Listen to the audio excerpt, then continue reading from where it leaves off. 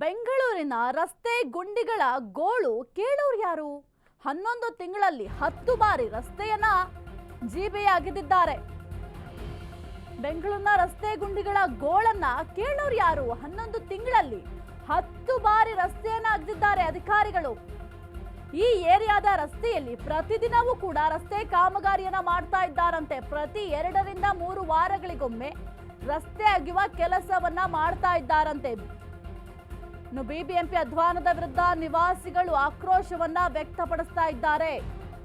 ಬೆಂಗಳೂರಿನಲ್ಲಿ ರಸ್ತೆ ಗುಂಡಿಗಳ ಗೋಳನ್ನ ಕೇಳೋರು ಯಾರು ಅಂತ ಸಾರ್ವಜನಿಕರು ಪ್ರಶ್ನೆ ಮಾಡ್ತಾ ಇದ್ದಾರೆ.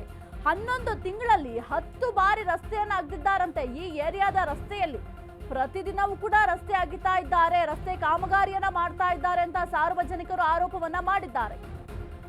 ಅಧ್ವಾನದ ವಿರುದ್ಧ ನಿವಾಸಿಗಳು ತಮ್ಮ ಆಕ್ರೋಶವನ್ನು ಕೂಡ ವ್ಯಕ್ತಪಡಿಸ್ತಾ ಇದ್ದಾರೆ.